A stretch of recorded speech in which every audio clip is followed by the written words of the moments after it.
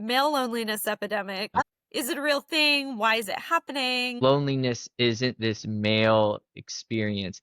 The reason that it's being spoken about is because guys haven't had a place where they can go and share. It is hard getting rejected a lot. The more times that you do that, it can be really hard to push through that. I told the guys, you don't have to be the most interesting dude.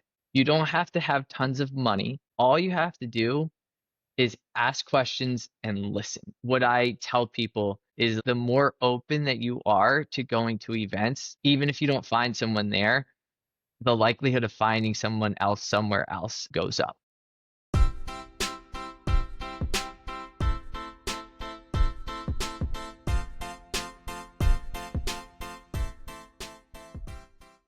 Welcome to 40 Dates in 40 Days. I'm Sarah Beth, your host. I recently turned 40 and decided to go on 40 dates in 40 days in hopes of finding my person.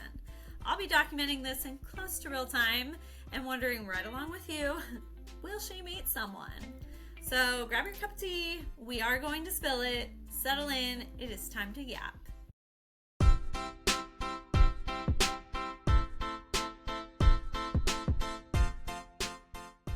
Welcome back, everyone. Glad you're here. This week, I'm talking with Jake Troxell. Jake is the coordinator for Thursday Nashville, which he'll talk more about. It's a really great conversation. We get into the male's perspective on dating. That's the primary topic. And within that, we cover so much ground. Men's sense of worth and why men are afraid to approach women and why men need to ask women questions, please, for the love of God. So I think you'll really enjoy the conversation. Both of us are talkers. So since it's a little bit longer, I'm not going to do a good date, bad date. We're not going to talk about my tea this week, but we'll get back into all that next week. I hope that you'll really enjoy this conversation. I think you will. Without further ado, let's chat with Jake Troxell. All right, welcome back, everyone. I am here with Jake, and Jake works with Thursday Nashville, which are some single events in the area. We're going to talk a lot more about that, but we also just want to talk about dating from a man's perspective and the dating scene in general. We got a lot to dive into. I think we're both really excited about this conversation. Yeah, I'm super jazzed. Well, thank you for being here, Jake. I really, really appreciate it. Let's just start, introduce yourself, how you ended up in Nashville. Yeah, so I came here in 2022 in March. I was in Denver, Colorado. I've jumped around a lot once I graduated high school. And was in Denver, Colorado most recently, and then was looking for somewhere to move. I lived in LA and I love the vibe of LA. Like people have a passion and a zest for life, and I wanted to be around that. Nashville has that. At least in my head, I was like, oh yeah, people move to Nashville because they have a passion for music. So ended up coming here for that, not the music side, just to be around that culture of like there's life to the city. And that was in 2022. It's now 2025. So then been here 3 years. Okay.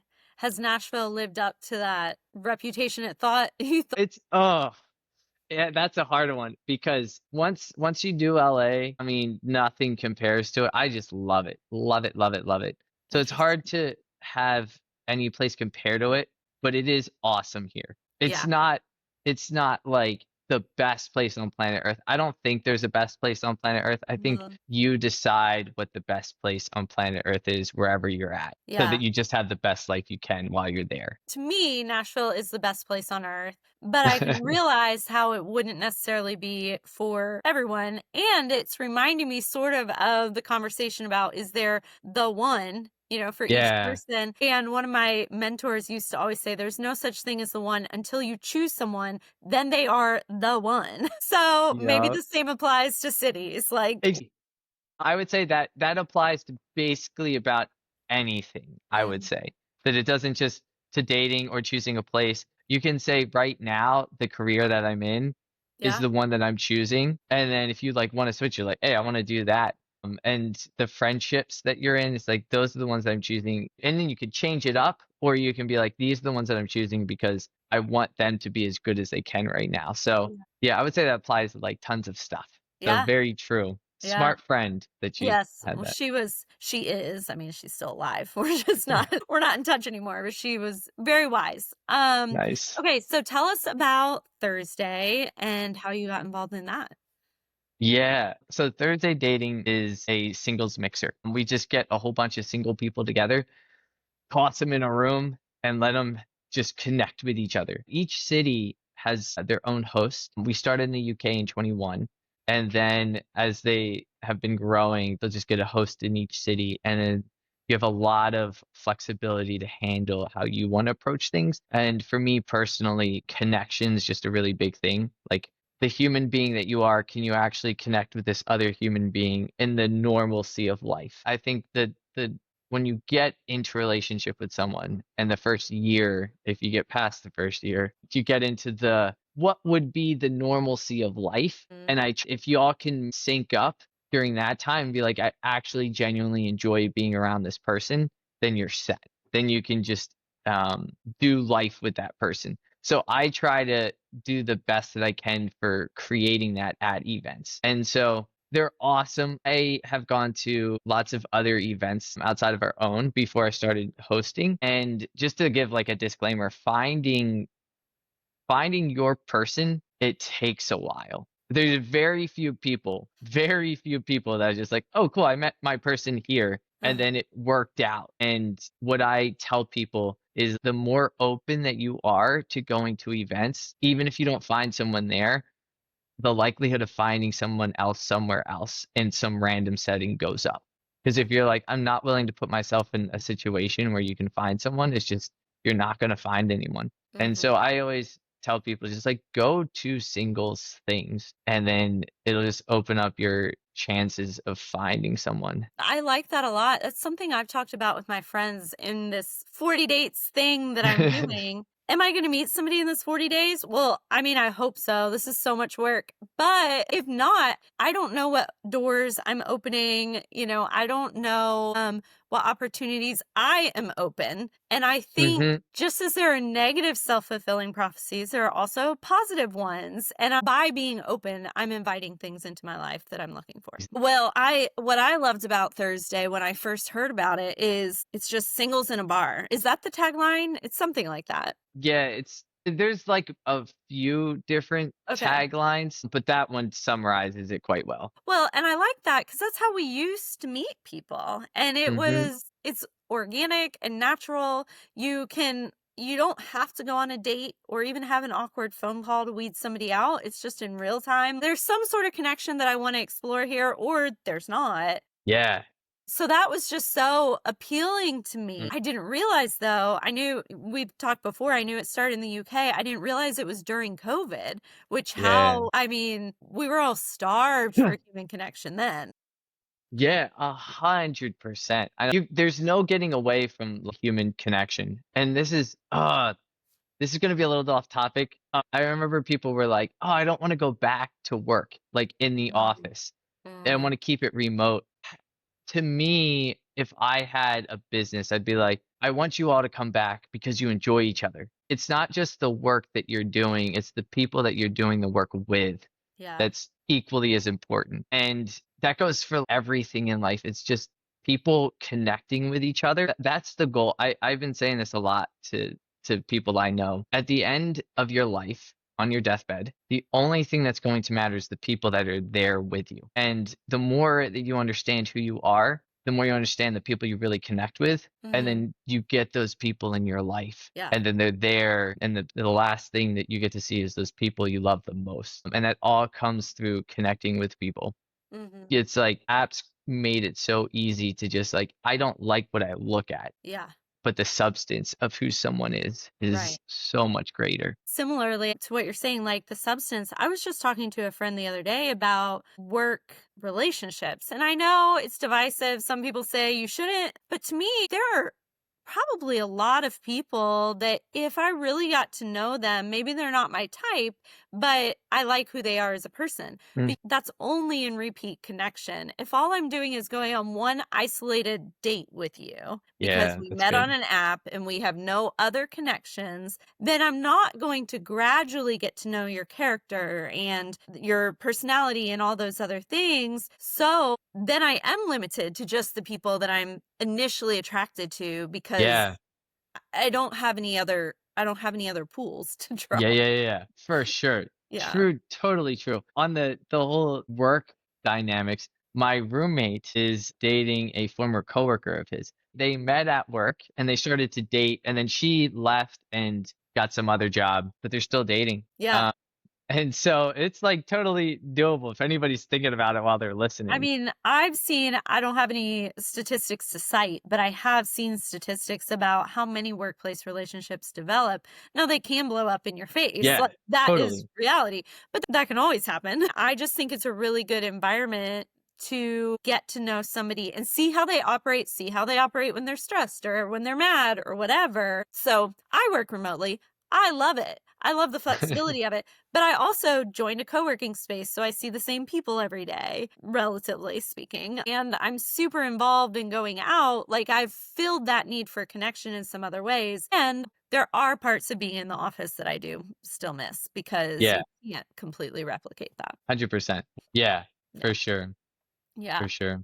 Well, one thing that I am trying to be very mindful of in my podcast and in my content that I create about dating, I don't want to ever come across as man bashing Mm, because I think that's really easy for women to do that are frustrated, that have been through a lot of negative experiences with men, that are looking at the dating pool, going to these events and being like, it's all women here. So I want to address the issues of dating as a woman without bashing men, but I also know that it's not always easy for the guys either. So I would love to hear you talk about just what are some of the challenges facing men, good guys, not the ones that are trying to hook up with somebody new yeah, every day, yeah, yeah, but yeah. like Yeah. decent male humans. What are some of the challenges facing men trying to date in 2025? You don't need to do any of the bashing of the men because I will do it. Oh, great, I'm kidding. please. I'm kidding.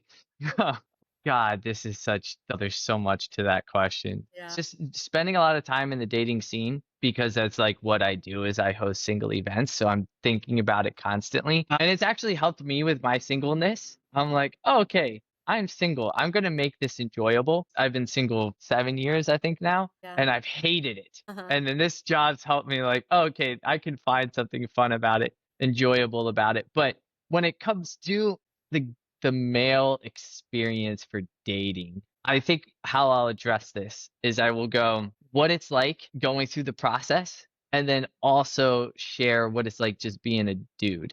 Okay.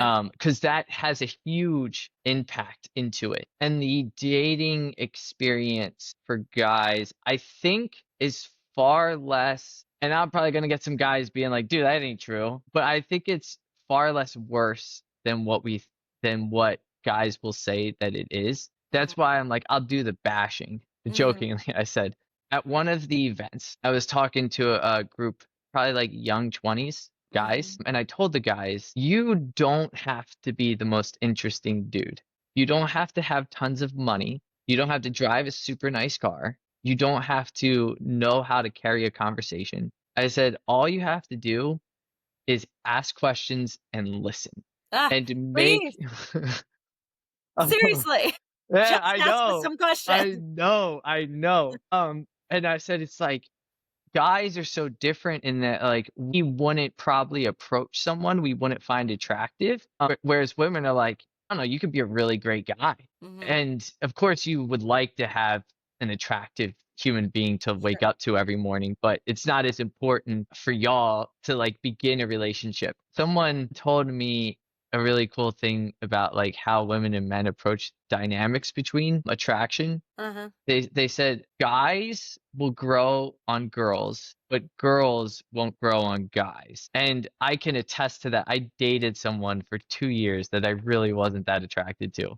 Yeah. Um, because we got along so well. Uh-huh. I was like, I want this to work. And if I was like a chica, I know the roles were reversed, I've probably been like, this guy's so amazing. But yeah, I think that's kind of how I view it for guys in terms of like how they can approach things. I think what guys might feel is they approach women and then I don't get given any time to like actually share myself. Mm, Where it's just like because guys might not have good banter skills mm, or be able to be really present or be lighthearted, they might only have a 10-minute shot.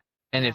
if they don't have a good performance during that time, then what? And I think also social media makes it look like there's if you do have all of that success in your life, then you can get any woman that you want. And then it builds up within guys like, I need to achieve that stuff to be Mhm, worthy of women choosing me. When it's like a very small sliver of women that would choose a man like that. yeah. Very small, but they don't know. And so I think dating in general is just really tough right now. It's so challenging. Like we didn't have dating apps. And Right. now that throws everything off. Here I'm seeing all these beautiful people, and there's so many beautiful people that that I see. So there's got to be just so many beautiful people out there. And then it just builds up this expectation of I will find a beautiful person. Mm, And like when I say beautiful, I'm thinking like on the visual side of things yeah. because it's like there's the inner beauty Mm, that is far more valuable. You just have to make sure that you're attracted to the outer beauties. And I think it is hard getting rejected a lot. I will say that. I have been rejected quite a few times. Just, you ask somebody out and then they either give you their number and then you reach out to them and then it's just like nothing comes of it. Or you're just like, you don't directly get told no, but you feel the no, mhm, like the redirection. mhm, And so, and I will also say this, that the more times that you do that, it's like it can be really hard to push through that. You know me, and I'm like, I'm a catch.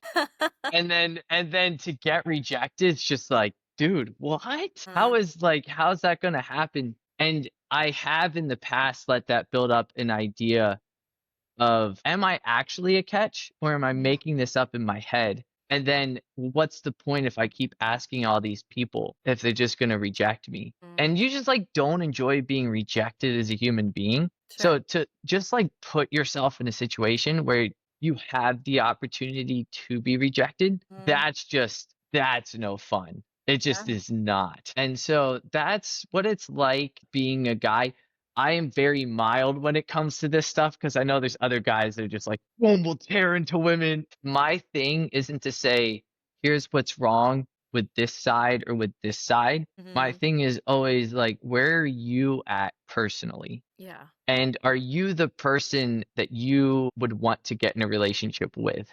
Mhm, And so guys don't usually go through the self development and self growth mhm, and then I do know guys that do, and then they still don't get chosen. And I think that's when resentment really builds. Like, sure. wait, like I've done the work, but Mhm, there's so much again complexity to it that it's not as easy as just like here's the equation, here's the answer to all of this. yeah. It's just complicated, it's messy. We're human beings. That's how Mhm, we do things mhm, and there's no silver bullet or quick fix. We're just fumbling through it. yeah, We're learning, and the goal is to not fumble through it alone, yeah. to have friendship and people there to encourage you and walk through it and remind you that you're good as you go through the journey. Actually, shout out to a couple of my friends this morning. One of them texted me and she said, "We were just at the gym talking about how proud we are of you. You're so brave Mm, and you're so beautiful. And we just know this is going to be worth it, wow. whatever that means." And just Let's like go. completely unsolicited. And it was so sweet. Mm. And I was like, I mean, I hope this is ultimately worth it in terms of finding somebody or something. I don't know. But in the meantime, regardless, I'm just grateful to have people who are in my corner. Yeah, Yeah. 100%. Mhm. Besides significant other, what would you like to take away from this experience? Well, I have truly enjoyed the podcasting process. And Ah. I mean, not to toot my own horn, but I found out I'm fairly good at it. So I'd love to continue that. I don't know exactly yet what that'll look like or what that'll mean. I mean, it's titled 40 Dates in 40 Days. Yeah. So I'll have to pivot at some point. Since I'm now a full time content creator with the tip jar, if this opens other doors with content or speaking or writing or something, that would be my ultimate goal, whether or not I find a partner. But I've also connected, I was telling you before we started recording, I've also connected with other women and men too, maybe are less likely to come up and tell me this, but who have said, I love your podcast. It's just really nice to know that I'm not alone. Mm. And there's value in that as well. Like I said to you, I didn't sign up to be the poster child for being single at 40 years old or being single in Nashville or anything like that. But I'm grateful that since I am, there is some good that is coming out of it and I can encourage other people. If you were to go back in time and talk to your 32-year-old version of who you are from where you're at right now, and when Mhm. it comes to dating, what would you tell them? I would say go to therapy now because I didn't until I was 35 or 6. Honestly, I think that'd be the main thing because at that Mm. point in my life, I was raised very conservative Christian and very much in the purity culture world. I'm going to have somebody on, one of my friends actually is a psychologist, wrote a book about purity culture. So we're talking about that Mm. in a later Come episode. on. But very much this concept of only date to marry, which means you decide on like the first or second date Yeah. who you're gonna marry. Spoiler alert, it was only the hot guys that I thought I was gonna marry. So when all these relationships didn't work out, instead of me looking in and being like, Yeah. okay, what are some things that I should be working on to better prepare myself or to be the person I need to be to attract the right relationship, I just said, well, God hasn't brought the right one yet. That was Mhm. the only idea in my mind. And I wasn't trying to be arrogant. I was Mhm. willing to self reflect. I just didn't really know that I needed to or how. Yes. Yes. So that is what I would tell 32-year-old me is like, look, this isn't working out. Let's dig in a little bit deeper. Yes. See what we can do Yes. here. Well, thank you. That was a great question. I appreciate you asking. We talked a little bit, about men's, I don't know, the 10-minute thing was really interesting to me because, like we talked about earlier, it does sometimes take time for men to grow on women, Mhm. which Yeah, yeah, yeah. again, like we were talking at the beginning, is why sometimes workplace relationships can work Yeah. really well. But there's this buzzword term, male loneliness epidemic. To be honest, I've seen the term a million times. I've not really dug into it. So I'm wondering if you would be willing to talk about like your perspective on Yeah. what is it? Is it a real thing? Why is it happening? And so forth. I hate anything that just categorizes a group of people. For instance, and I know this is all based upon research. Yeah. So whoever's saying this is like, oh yeah, well, here's the statistics here. Like if 1 in 3 guys feel alone and don't have someone to go talk to, then they would put them into that category. But every human being is so unique that if you just put them into a broad stroke like that, it makes it harder to just dive into where someone's actually at. Like for instance, toxic masculinity. If you're a Mm, guy and we don't have great ability to really get into the nuance of mm, things. You're mm. just like, oh, wait, does that make me toxic just by existing? Yeah. So I just hate those because then people get attached to those terms, and then you're like, I'm going to solve the male loneliness epidemic, and then not realize this dude's story over here is completely different than this dude's story, and you can't treat this guy like you treat this guy. It takes like everybody's own struggle through life takes its own remedy. Hmm. There's no one size fits all. So when it comes to that, like I know loneliness as a man, but it's also experienced by all humanity. Like Yeah. loneliness isn't this male experience. The reason that I imagine it's present in culture and being spoken about is because guys haven't had a place where they can go and share. Like women Mhm. are encouraged, not even encouraged. It's just everybody knows when we're going to talk. And if you Mhm. can't talk out your feelings and process your emotions, you're going to be stunted. And that's where like guys are at, men are at right now. It's like you might see a 45-year-old guy, um, and he might look super put together. You give him like an hour and you just listen to him, and it's like, you're a teenager, dude. Because he hasn't developed and grown past that. And the loneliness stems from the inability to share vulnerably where you're at. And men aren't encouraged to do that, which sucks so much. Like Mhm. sucks. I'm not trying to change that Yeah. because I think in our world, what ends up happening a lot of the time is we try so hard to get rid of what is bad that Mhm. we lose focus on just the goodness. And eradicating anything bad is the goal. Yeah. And that's not the goal. Getting rid of the male loneliness epidemic, that's not the goal. It's just to love and be there and support and listen and ask questions. And guys struggle with that because of the whole trope of not allowed to cry, Mhm.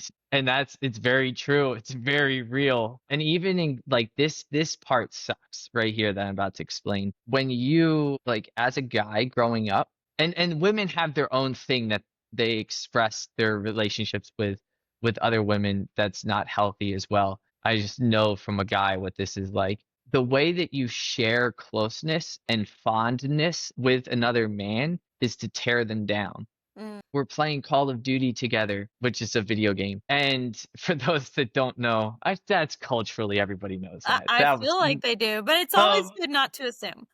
unnecessary, bruv. So you're playing Call of Duty with your friend, and let's say the goal is to get the last kill, and let's say you get the last kill, and you're playing with one of your pals. He's gonna be like, "Dude, you suck, man. You're Mhm. no good. Like if I were you, I would have like done this crazy trick." So even in him saying "good job," he's tearing you down. That makes it so hard to understand being a man in this world. There's so many different factors. And like even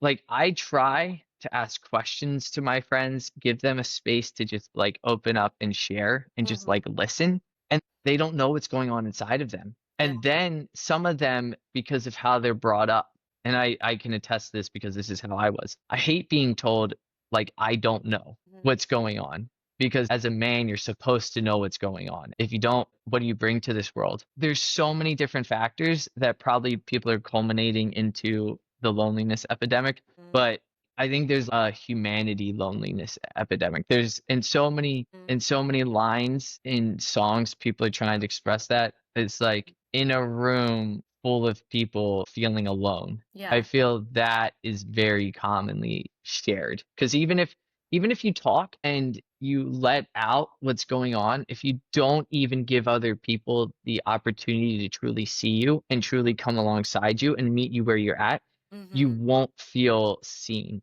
and you won't feel part of. Yeah. Yeah, wow. There's so much good stuff there that I want to comment on. First, when I lived in DC, and for the 2 months before COVID that I lived there and took the metro, every day I would get Eleanor Rigby stuck in my head. Every single day. Because I would just look around at this crowded car of people and think, all the lonely people, where do they Yes. all come from? Yeah. Every day, because everyone just now, of course, this is generalization. Everyone in that car might have had a lovely family and friends and support system. I don't know.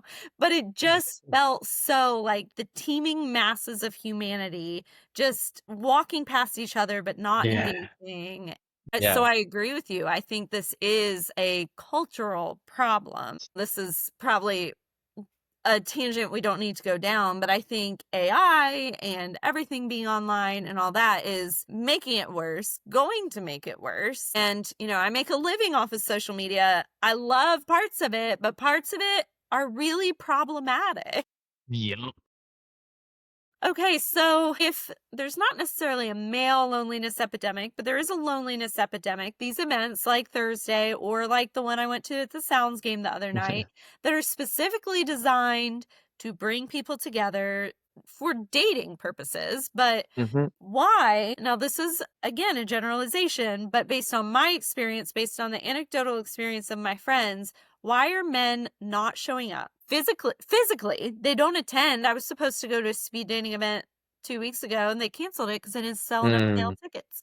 um mm. they don't attend, or if they do, like at the Sounds game, they don't wear the wristband, they don't talk to anybody, they're just there like wallflowers looking at everyone. So is that a biased experience? Is that different from what you've observed, or why do you think that's happening? Yes to all of the like bias, not biased in that, even I would say something biased in that. It's not like you're biased in that. Uh-huh. I think there's bias in those experiences. And then can speak to the guys approaching here in a second. It's funny because, and I just realized this a few weeks ago, Mhm. that guys go to events that guys are at Mhm. and girls go to events that girls are at. I don't know why it breaks down like this, Mhm. but it happens. And the goal and the aim of hosting an event, I shouldn't say goal or aim, but it's so important to have equal ratios. I Mhm. know, like at Thursday, I had an event. I could have sold more tickets,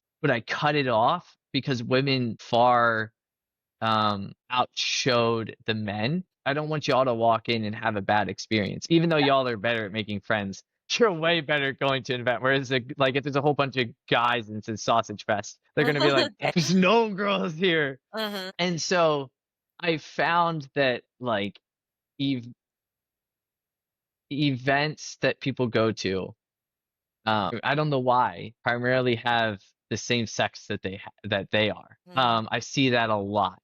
And so that's why I'm like, yes, that's what you're experiencing because that's what's happening, but it Mhm. also happens for the guys. Like Okay. I know that also Interesting. happens for the guys. It's Uh-huh. both sides. And Uh-huh. that's where again it's like it's less about trying to make sure that doesn't happen Mhm. and more just creating an experience that's as good as possible. Yeah. And this is just life. It doesn't go the way that we wanted to and plan and aim it to. So that is the answer to that question. And Uh-huh. then when it comes to guys at events, Yeah. totally right there with you. I'm just like, go talk. Yeah. Like they're Like, we're here. there. This is a safe space. This Yes. is why we're here. Yes. I think I mentioned this earlier, that group of guys about the listening thing. I remember him saying, I don't know what I'm going to say. And that's where I think the biggest hang up is. I'd say like 50%, I don't know what I'm going to say. 50%, what if I get rejected? And that knowing what to say, here's an exercise that you can do that will help you with that.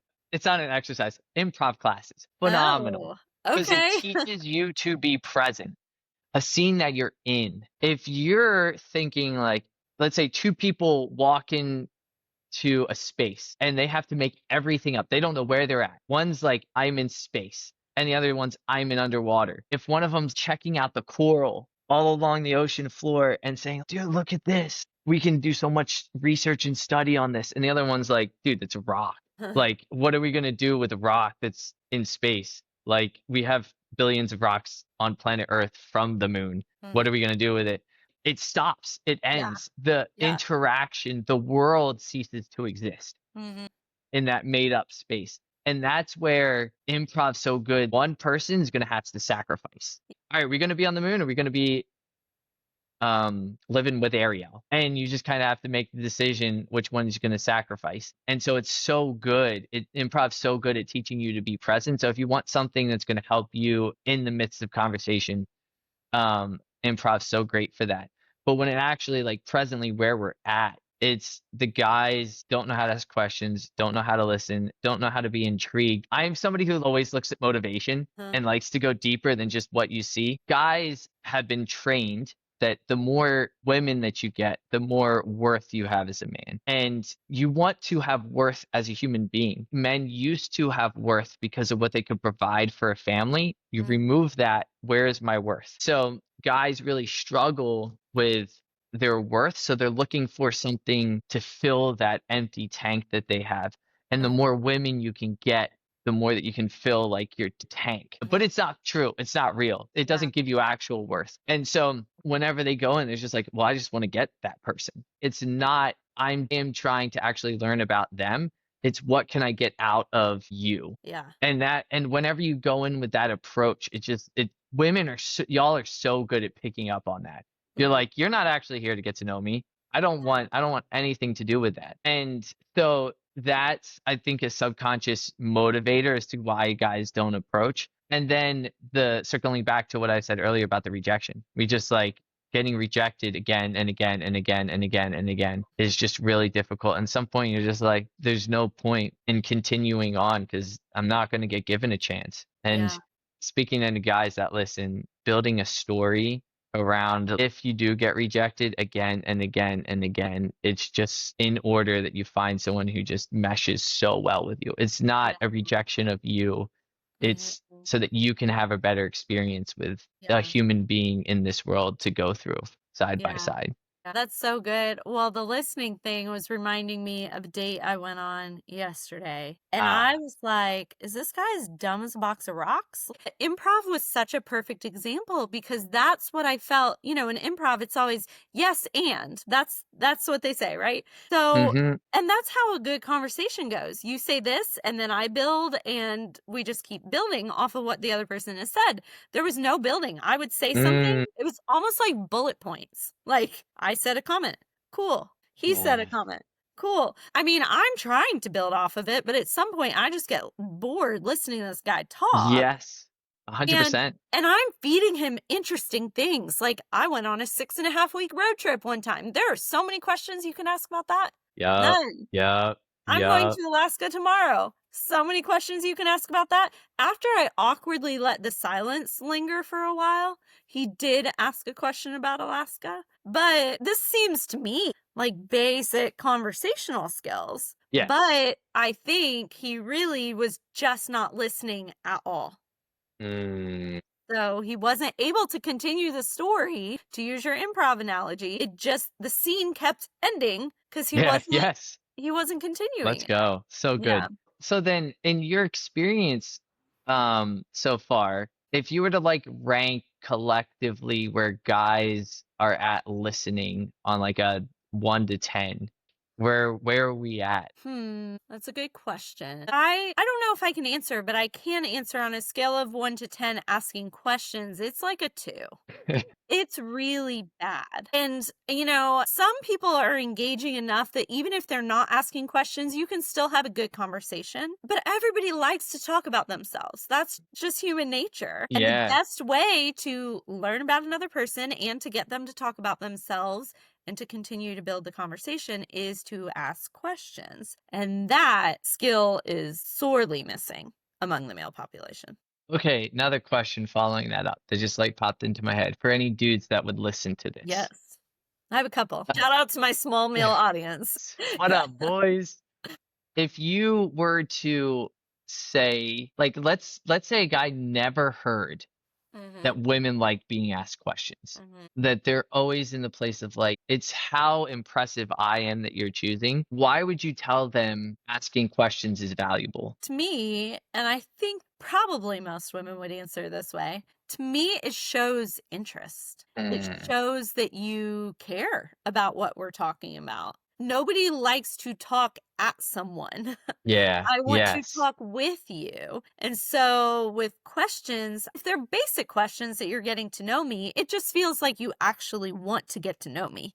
And so Mm, that is validating. Later on, when we're past the how many siblings do you have, what do you do for work, questions make me feel like you care about the story and you're not just listening to me because that's what you have to do when you're in a yeah. relationship with somebody. So if you were to summarize that in a sentence, what would that be? I would say asking questions shows that you care about what the other person is saying and by extension, the other person. So guys, just care. Like Yeah, that's just it. care. Like just care. And yeah, for guys, I will say that that's easier said than done, Yeah. just because not a lot of guys are shown care. they Mm. don't even know how to reciprocate it. And any guys that are like listening, I would just say like go watch a movie where there's a man who cares about a woman and like see what that looks like. Mm. Um, Go watch the and 2000s rom-coms. Matthew McConaughey movies. Go watch them. hey, let's go, Matthew McConaughey. Hey, yo, that dude's legit. Yeah. Oh my word. Oh, Also wanted to comment on, I think both of your things about what to say and the fear of rejection are so good.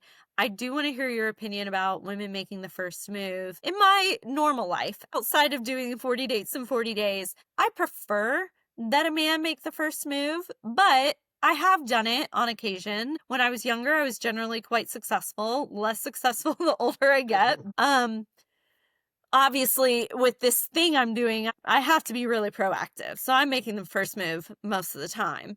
With that said, I am very sympathetic to men with not knowing what to say. It's hard to approach a stranger out of the blue. I can talk to anybody if we're sitting there, like watching the same, we're watching the yeah, Kentucky Derby or whatever. What horse did you pick? That's easy. yeah. But just you see a stranger that you find attractive and you want to start a conversation with them, that is very hard to do. Yeah, So I am sympathetic towards that. And I'm yeah. also very sympathetic towards the rejection thing because even when I've not made the first move, even on the apps, even when I was younger and had higher success rates, I call it micro rejections because Mm, do I care that this random dude I've never met before unmatched me after talking to me mm, for 3 days? No. Do I care that this guy I was supposed to meet with canceled 2 hours before our date? Not really, but it's the sum yeah. total of time after time a person does not respect you, a person disappoints you, even though that individual person may not matter because you had no relationship with them. It's the Hmm. time and time and time again that it really wears you down. Yeah. 100%. That's I touched on this and I don't think I like did such a good job because it was kind of fleeting in passing that I touched on it. Like the story that you're telling yourself has to Yeah. be like you have to know how to tell a story to yourself.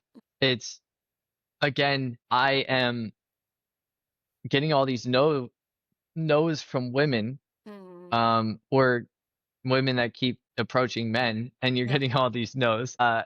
And it can be like, yeah, nobody likes me, no one cares for me, I'm never gonna find anybody, or it's there's somebody better suited for me out there. Mm-hmm. And you just have to be a phenomenal redirector of your own story to be Mm-hmm. able to do that. And that takes a lot of being connected to Yeah. yourself, understanding what's going on up in here and in here. To circle back to therapy that you mentioned earlier, it's super valuable to do that. So yeah, getting a hold of that story, because then it changes that moment where you're like, I am rejectable into thank goodness I don't have to waste time on that person. Not that that Right. other person isn't worth the time, but you Sure. just know it's not gonna sync up.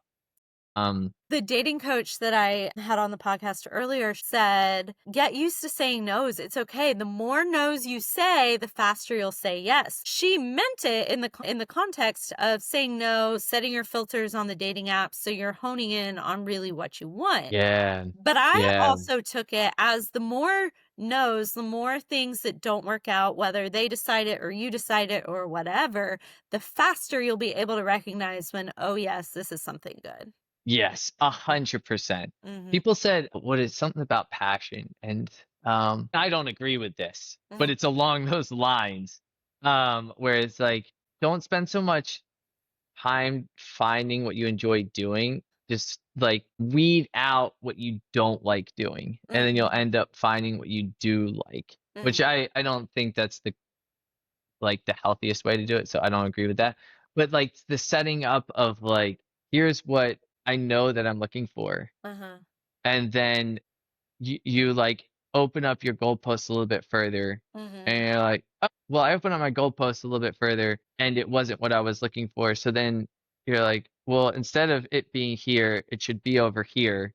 That it Mhm. helps you in that Yeah. saying no, like you're explaining, Yeah. and then you find that person because they start to reveal themselves. A friend and I, we went and saw Mission Impossible last night. Oh, yeah. Really good movie.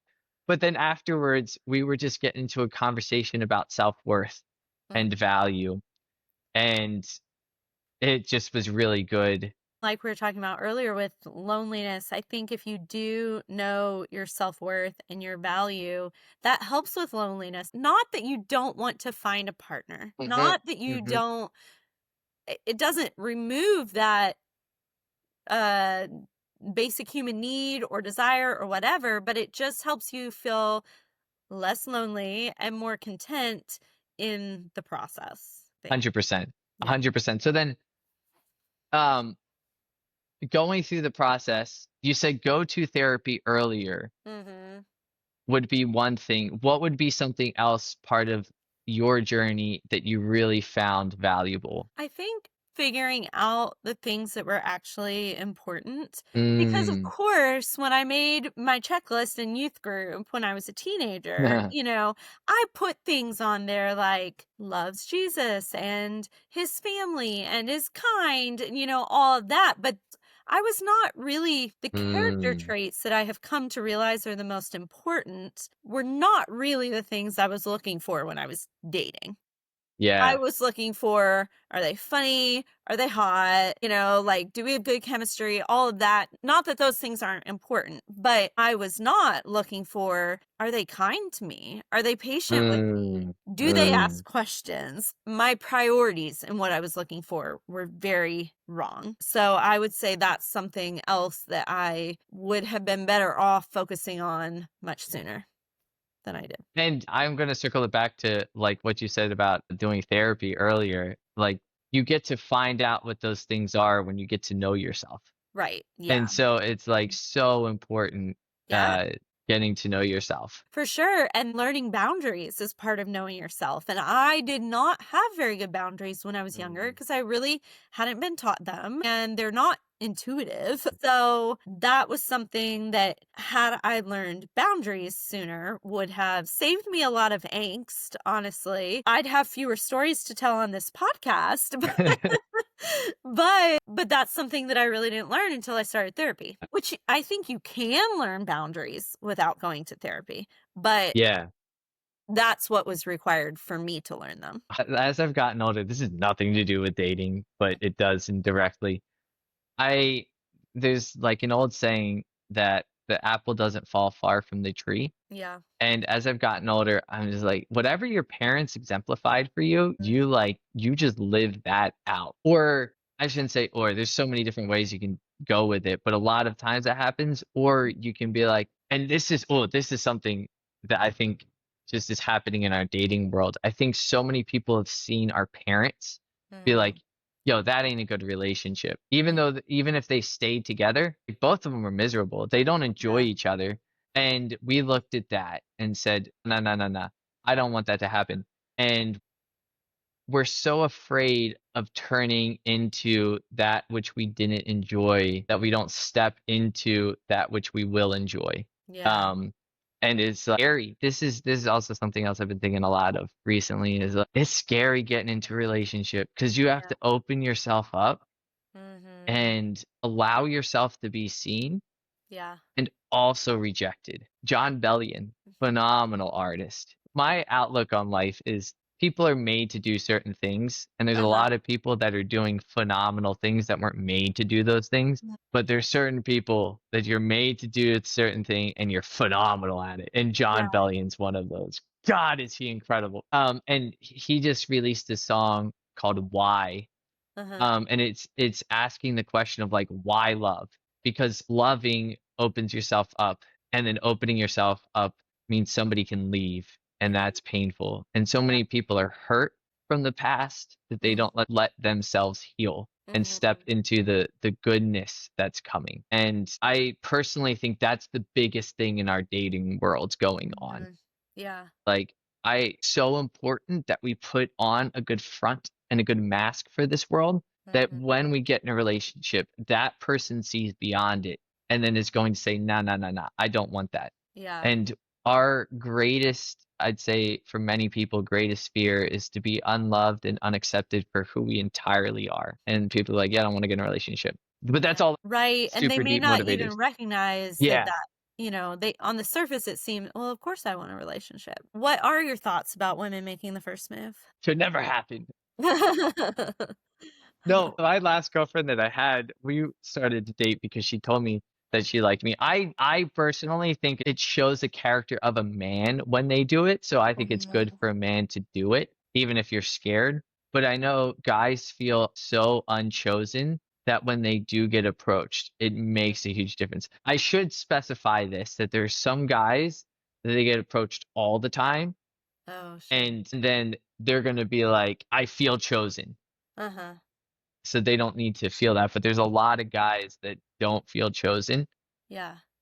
and to feel chosen, God, I don't know if there's anything better than that. Yeah. Um, it just is like heart. I can feel my heart Uh-huh. feeling good just imagining being chosen. Like, God, does that feel so good? Uh, So I think women can approach guys. I mean, anybody can do anything. Everybody's entitled to approach life how they so choose on that front and every other front. But I personally think guys should also like grow into that. That Wayne Gretzky says you miss 100% of the shots you don't take. And I'm like, guys, you're gonna miss all the shots you don't take.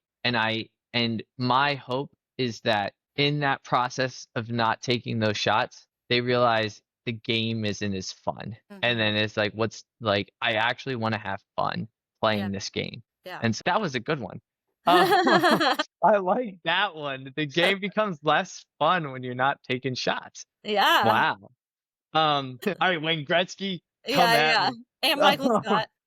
Yeah, yeah, right. I actually see that this is completely unrelated, but I had a friend tell me that like watching me connect with other people is like watching Michael Jordan play basketball. And I was Oh, like, that is such a nice oh compliment. my word, it's like it's huge. That felt so good. He's my closest friend. He just Uh-huh. came into town. He lives up in Boston. Phenomenal, phenomenal human being. Uh-huh. But I was like, dude, that's a banger of a line. Holy, what a compliment.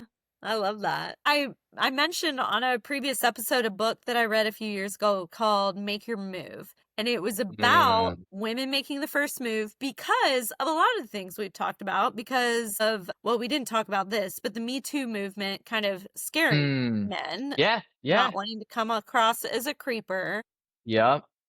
And whenever I say that, I do think the Me Too movement had value. So I'm not saying that was bad. I'm just saying that an unintended consequence is Yeah, that for sure. non-creepy men Yeah, are a totally. little nervous now. And, men used to be the breadwinners, and so there was value in that, and that is what they're bringing to the table when they're making the first move. But now that that playing field is much more level, then it's just society has changed. And so the author of this book, who I'm pretty sure was a man, I'm nearly positive, but the author was like, everyone likes to be liked. So, you Mm, know, just yep. it might not work out, but Yeah. probably people are gonna be nice to you. Now, I'm not sure that's always been the case for guys. I mean, I can think of a couple of times in my own life when I was in my 20s at a bar that I was rude to a poor guy that was just trying.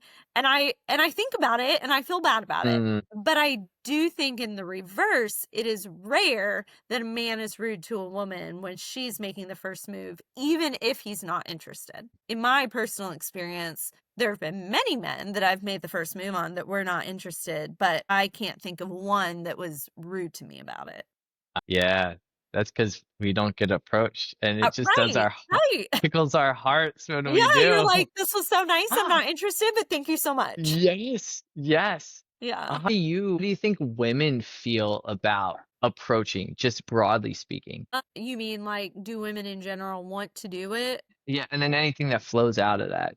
I don't know. That's such a good question because I think on the whole, women are pretty fed up with dating, just in general. But within that segment of society, there are the man haters. Then there are the independent women who don't hate men, but they're like, it's 2025. I'm going to do whatever I want. And then there's like the very traditional who still want the man to do everything. And then there's a lot of us that are, I think, kind of in the middle where I would put myself. Mm, I am an independent woman. I'm not afraid to talk to a man, but I would much rather he talk to me first. yes, 100%. I can pay for all my meals, but I think it's a very kind gesture when he does. And it to me demonstrates that he actually really is interested in me. So, like, there are some of those things that are holdovers from a much more traditional culture, still like and appreciate. But also, I am still a product of my times. And I'm like, if I think a guy's cute and he's not talking to me, I'll go talk to him. No, that's great. And you'd say that I don't want to say the majority, but a lot of women would fall into that category that you just explained. I think so. I mean, I don't know how characteristic my friend group is of broader womanhood, but I think most of my friends would make a first move, but would much rather the guy do it. Yes, I would say like most women are that way. Yeah. And it actually, guys like femininity, like we really do. Like, God, is it attractive? I can tell you, and everybody, you wear whatever style you want. I can just speak for myself on this one, but I do not like the clothing these days. The That's athleisure. being no, I like the athleisure. Oh, okay. My thing is the big baggy grunginess. Oh, Like yeah. to me, the most beautiful thing in nature is the human form. I think that we should just allow people to enjoy that. Not in like, oh, I'm gonna walk around naked, but just like the form of who you are is so beautiful. Yeah. And just like allow people to see that. And I feel like the clothing is a product of our time because like women, like if you have a beautiful body, you're gonna get hit on all the time. And we're just like, I don't want that. Yeah. And so I can see that factoring in, but I just like guys love feminine women.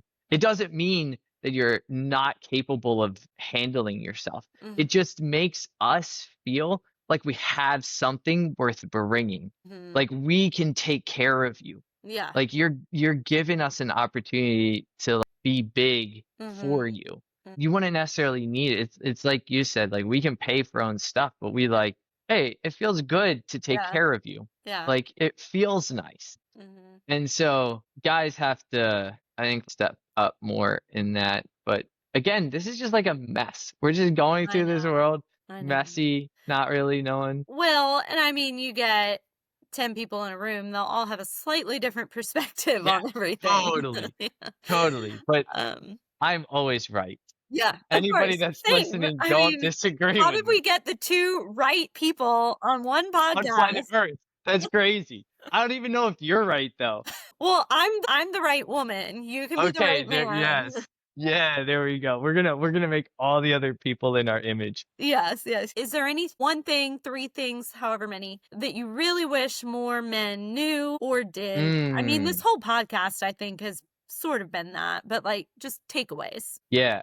Take first one. A man going to see someone to talk about what's going on inside Mm, is so good and so healthy, so valuable, and doesn't mean something's wrong with you. Every relationship in this world is a give and take. It's a mhm, back and forth. And so if someone is being a good friend to you, you're gonna want to reciprocate that. Gonna want to give that back. When it comes to someone just listening, it's the only place that you'll ever be able to be the center of attention and be okay with that. And mhm, we all need that at some point. The goal is to go to therapy and learn how to be your own therapist eventually, not at first. Like there's so much you have to learn. A therapist is a replacement for being your own best friend till you can be your best friend. mm. And also a banger. Yeah, I know. I was like, write that one down. Yeah. Who is this Mr. Right here? Jeez. I like half the time when I'm talking, I'm like, I don't know what I'm gonna say, and it just Yeah. comes out, and I'm like, I'm listening to me talking, like, jeez, who is this person?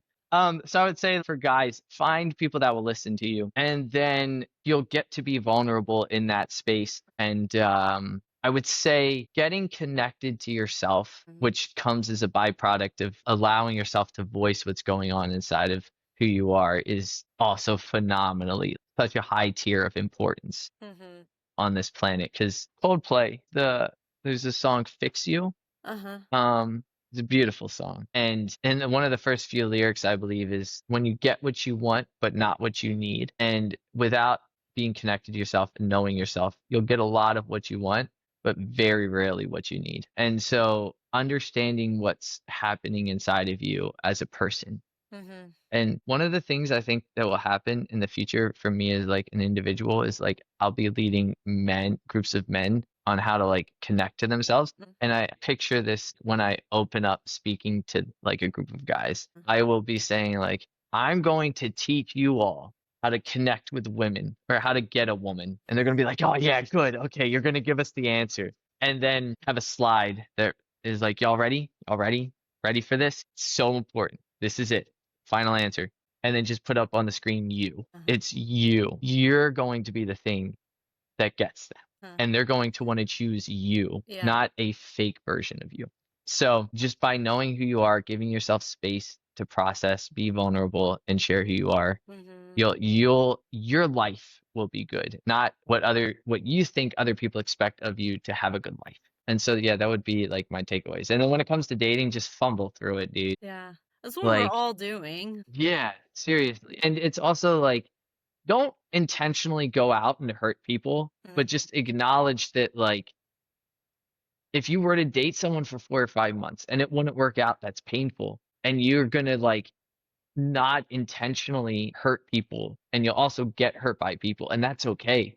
You're not bad for doing that, and they're not bad for doing that. Like okay, I'm feeling this in here. Some of you that uh are going to listen to this at like certain points, even though this is about single stuff, they might be in a relationship Mm-hmm. and you might be in this place where you're like, I don't know if I should continue on with this, but I don't want to hurt that person. For your own sake, Yeah. stepping into that conversation and saying, I just don't see this and I need to do this for me. That'll be so good for you. Yeah. And then you're putting the responsibility on you and saying it's not you. And it's not the old adage of it's not you, it's me. Yeah. Like they'll feel that and be like, oh, you're not actually rejecting me. You're just wanting what's best for you. Yeah. And then like people receive that really well. But it's impossible to go through the dating journey without some pain. So it's going to happen, and to go through it with people that are going to be there for you, support you, love you, value you, call you all the good things that you are,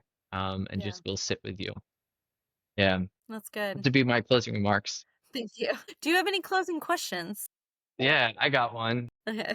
I said earlier that guys go to events where there's lots of guys, and then girls go to events where there's lots of girls. And I think I mentioned this, but I think whoever's leading it, you Uh-huh. kind of draw more people.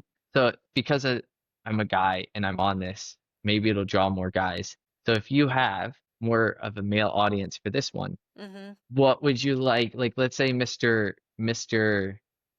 Uh, So let's Right. say he was watching this. What would you want him to know about you? And then I guess also, what is valuable to you in somebody else? Thank you for asking that. And that's interesting. I hadn't thought about it in terms of audiences, but yes, my Instagram audience is 70% female. My podcast audience is probably at least 85% female.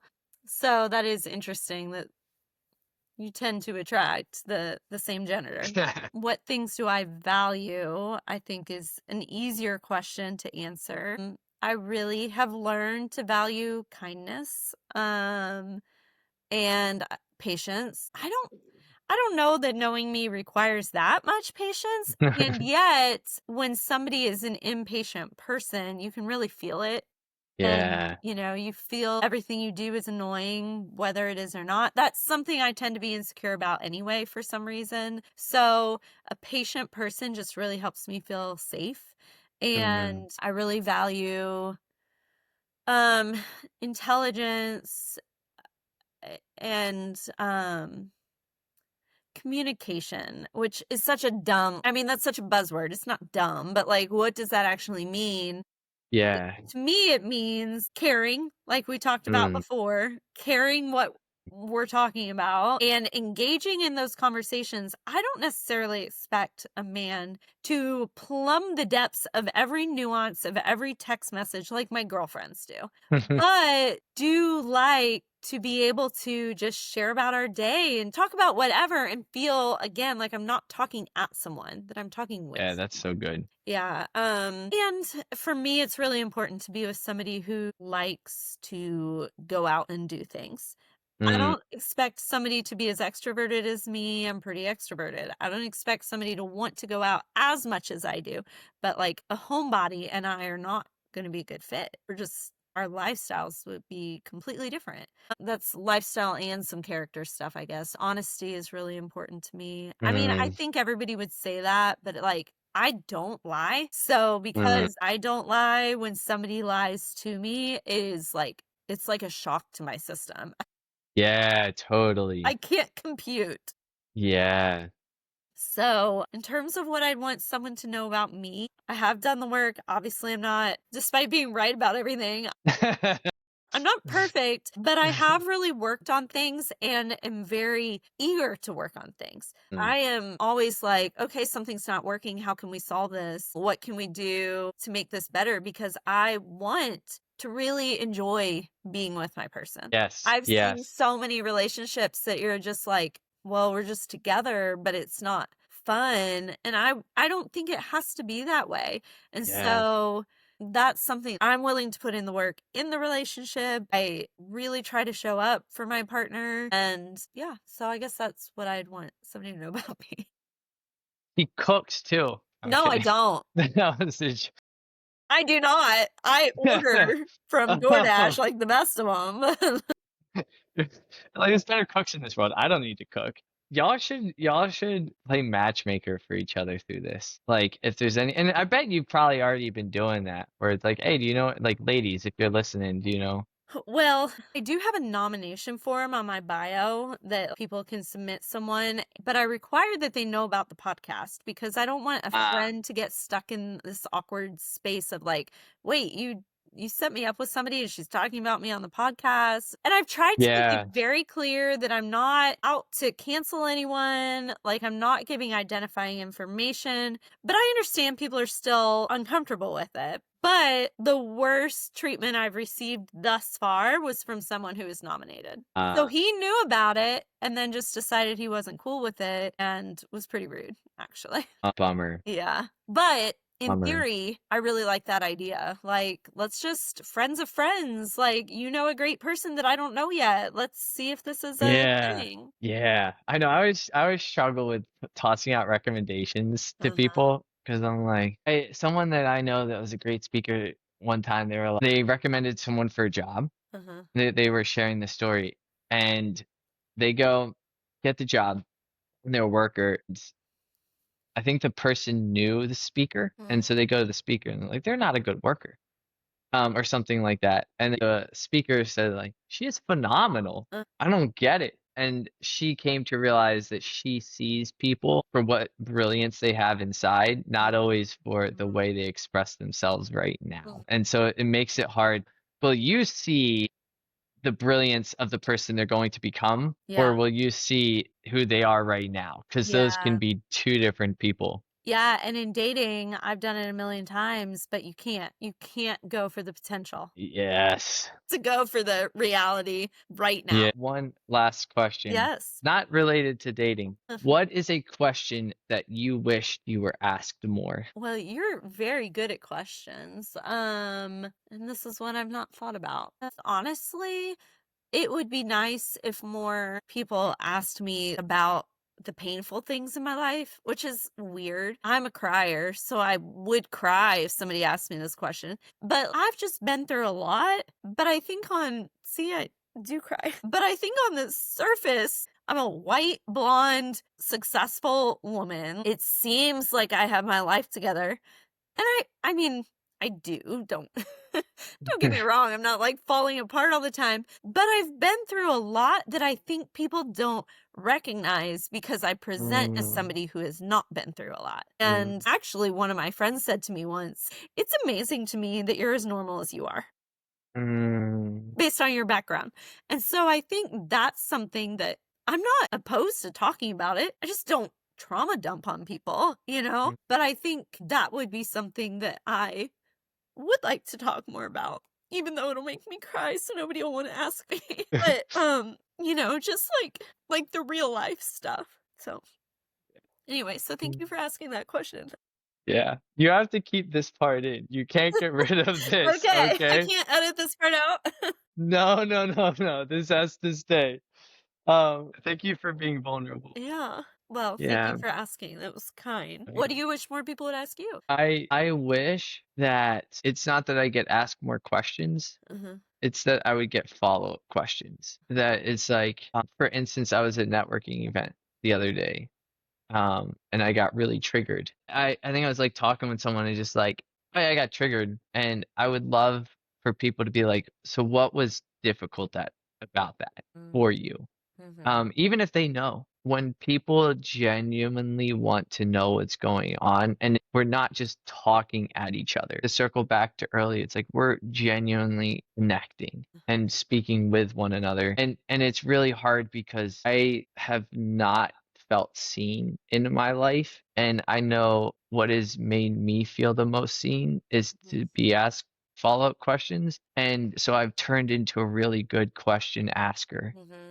and Mm-hmm. it's made it really difficult to like go through life because it's like other people don't know how to do that, and it's like I'll do that all day for other people, and to not feel that same Mm-hmm. experience can be really difficult. So I wish people would ask me follow-up questions. Yeah.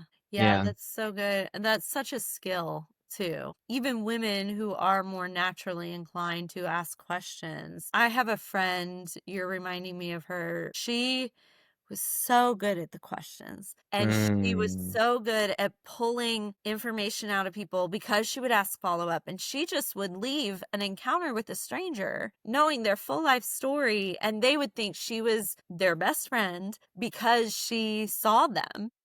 And yeah. I just always really admired that about her. Asking questions is a skill that I've had to work on myself Mm. because I tend to volunteer information, whether somebody wants to listen to me or not. So I had to learn that people want it to be drawn out. And as I've learned that skill myself, I've come to appreciate when other people do it for me. But it is a skill, and it's definitely a skill to go beyond just the surface, the initial questions, which I think is what you're really getting to, is like the follow up is what takes it a little bit deeper. The Yes. follow up is where you really get to know the person. Yep. Yeah. Yep. And Yeah. I just feel so loved when people Mm-hmm. do that. Mm-hmm. God, it feels so good. It Yeah. feels so good. Yeah. So that's my answer. I like it. Well, anything else you want to say, Jake, or promote or tell people how to find Thursday events or Uh, all of the above? I will, bro, I'm gonna go through a whole list right now because Okay. I do so many things. Okay. So for our singles thing, it's Thursday dot Nashville. Mhm. And then there's Thursday Dating, which is our big brand, and then our local one here. The goal is to have every Thursday have an event. My next one isn't until I'm hoping the 12th, but I'm waiting on a contract, and I don't foresee that happening. So the 19th is probably going to be our next one, and that one's going to be 35 plus. Which I Um, was super excited about, but I will be yeah, out of town. I know. So you guys Um, go and report back. yes, it's at Hoppin in, I guess it's technically East Nashville, but it's like right on the river. Yeah, it's That near like Top Golf, that area. Yeah, there we go. That's a good way to describe it. Yeah. So you can go follow us there. I also do consulting and coaching one-on-one. And then my website is just Jake Troxell Consulting. And then that's like same for my Instagram. I also do it for high schoolers, and that's what my biggest passion is, high schoolers, and like teaching them how to do this stuff while they're going through really formative years. So if maybe there's a single parent that's listening to this and they have a high schooler that's just like, I can't get to them and I can't connect with them. They're going crazy. I'm not going to be able to change them, but I will be somebody else in their life to love them. Yeah. And that's what changes people. Mhm. And then I help out with this street soccer startup. And it's called Footbar, and that's also here in Nashville. And so if you play soccer, that's awesome. Yeah. I don't do much social media, so there's social media attached to all that stuff. But I'll still link it in the show notes so that if people want to get yes, connected. there we go. There They we go. Was there anything else you said at the end of that? No, I think Okay. anything else you wanted to say? Oh, yeah, yeah, yeah. Well, thank you. Thank you. No, it's been a treat to Yeah, be here having this conversation. I I agree. remember you saying it was gonna be 45 minutes, and I was like, girl, I don't know. I'm just like super appreciative to have an opportunity to come on here. I appreciate you reaching out to Yeah, even connect that first time. The work that you're doing for all the people that you have that are following you in community wise. And without knowing any of your backstory, but just seeing how emotional you got with that, just want to say I'm proud of you well, as a thank human you. being for getting through what you got through, and that you have worth and value just in who you are. And it's real and it's true and it's the most important thing in your life. Thank you. So, Well, thank you, Jake. I appreciate that. And I appreciate you coming on. It's been so great getting to know you recently. Hopefully, I'll find my person and I won't need to come to one of your yeah, events. yeah, yeah, let's go. But if not, hopefully, I can come to another one soon. Yeah, for sure. I hope you all enjoyed that conversation with Jake as much as I did. I just think he's so insightful, and it's just fun to hear kind of the opposite side of the spectrum's perspective, and I appreciate his time. I'm going to put all of Jake's information in the show notes, so if you want to connect with him, whether for his coaching or for Thursday events or anything else, I mean, I guess you can slide into his DMs if you want. I'll have all that information for you. Next week is my Alaska episode. I'm so excited. I haven't recorded it yet. I don't know why, because it's like bubbling up inside of me. This is going to be a really positive episode because I had a great experience in Alaska. I love Alaska. And we're also going to talk about the mathematics of dating and algorithms and percentages and all that. We're going to get into all that. So I think it'll be a really good episode. I hope you'll come back. I, in real time, am nearing the end of my 40 days. I'm not going to spoil anything. So you have to keep listening to find out what actually happens by the end of my 40 days and then where we go from there. So anyway, thank you again so much for listening. Please follow me on TikTok or Instagram. Instagram's a lot nicer. TikTok is just sending things into the void and getting a bunch of trolls back. Instagram is more of the community. Whichever you prefer, though, I welcome you. My handle for both of those is at 40 Dates Podcast, the number 40, at 40 Dates Podcast. Same on YouTube. You can like and subscribe wherever you get your podcast, 40 Dates in 40 Days. And I think that's it for me. Thank you again for listening. And as always, wish me luck.